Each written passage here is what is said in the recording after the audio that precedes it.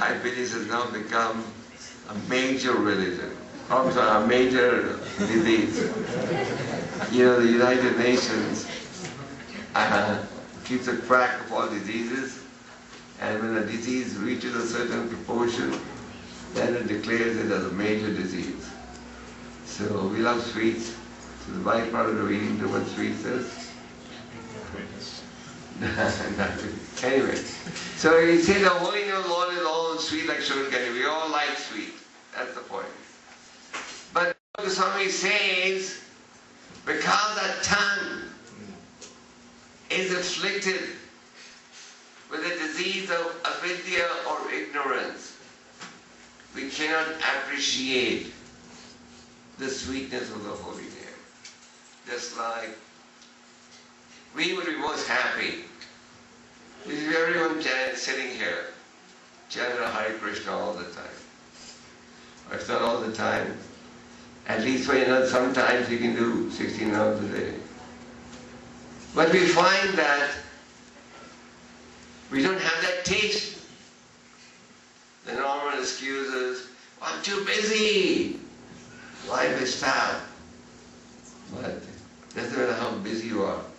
If something happens to your body, you only drop everything and take care of that.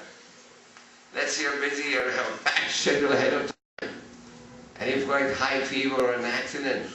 You drop everything, isn't it, to take care of your body. So it's a question of assigning priorities, not a question of how busy you are. If you realize that this is something important, then come what may, you'll find time. But unfortunately, most times, we don't realize the urgency of this problem. Of course, those of you who come to ISKCON temple on Sundays and weekdays, come because you have some attraction to the devotional message of Lord Shri Krishna. Otherwise, why would you come? In every city, there are many temples. I'm sure in Atlanta there must be 10, 20 temples also. And generally, those people come to ISKCON temples, those who have interest in the philosophy of devotion or bhakti yoga. So all of you definitely have interest in bhakti yoga. That's why you're here. But we need determination to consolidate our effort and to make sure that we don't get distracted from this auspicious path. So Dhruva was chanting the mantra and at the same time performing austerities. For example, in the first month of his austerity, he ate once every 3 days. And what did he eat?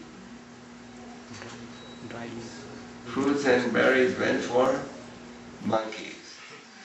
Not California fruits. They're from jungle fruits.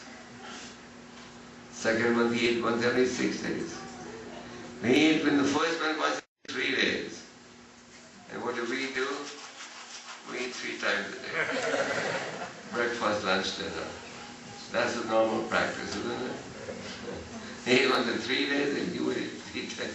We eat 3 times in 1 day. Okay. And what? By Lord Chaitanya's mercy, you can eat 10 times a day. But eat Krishna Prasad. That's the stipulation. Sometimes people think being vegetarian is enough. Being vegetarian is definitely a good start. But to progress spiritually, we should make sure that we offer the food stuff to the Lord and it becomes Krishna Prasad. We should make sure about that. So Dhruva Maharaj performed great austerity. In the first month he ate every 3 days. In the second month he ate every 6 days. In the third month, every 9 days he had water only once. So someone may question, do we have to follow same path. If Prabhupada would have promoted the same path, probably nobody would be here. So you don't have to follow. But the principle of austerity should not be overlooked.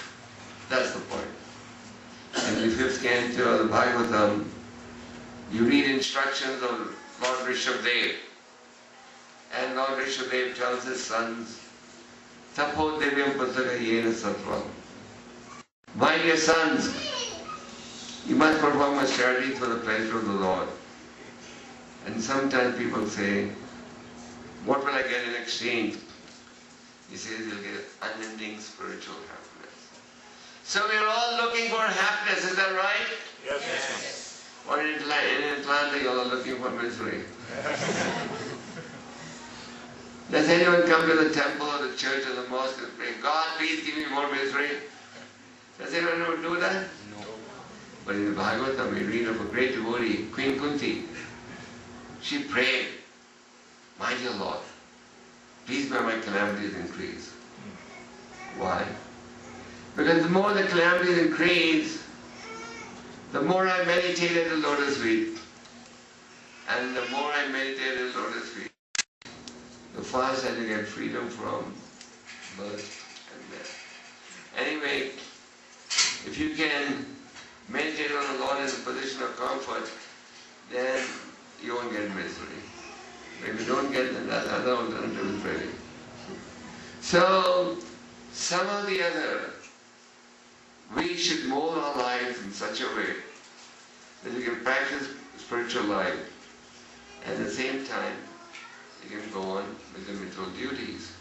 So Dhruva Maharaj was able to attract the attention of the Lord because of his austerities and his executing the plan that was given to him by Narada Muni. And when he had personal darshan of the Lord, he felt such immense pleasure that he told the Lord, I was looking for broken cut glass, but now I found a diamond. So this Krishna consciousness is a diamond. It's the only real diamond. The other diamonds that glitter and cost, even there's some diamonds costing $1 million, are not the real diamond. Real diamond is taking the Krishna consciousness. We're all looking for a happiness. In the Bhagavad Gita, Krishna analyzes 3 different sources of happiness. Happiness in mode of goodness, happiness in mode of passion, and happiness in mode of ignorance. Krishna explains the characteristics of these 3 different happiness. He says happiness in the mode of goodness is bitter in the beginning, sweet in the end, and which wakes you up to self-realization.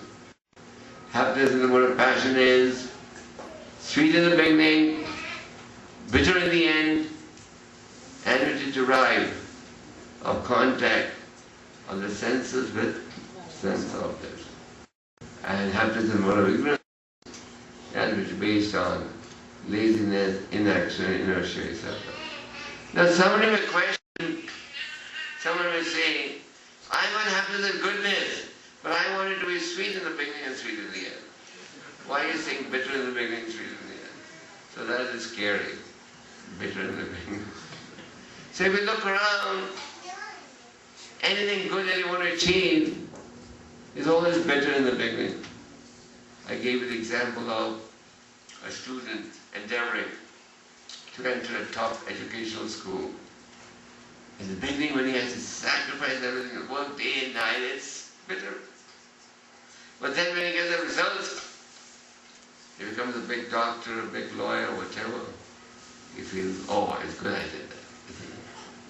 But that is not happiness and goodness.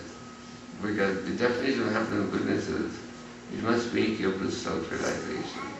So in the beginning when they're told, please chant, please read, please associate with the devotee,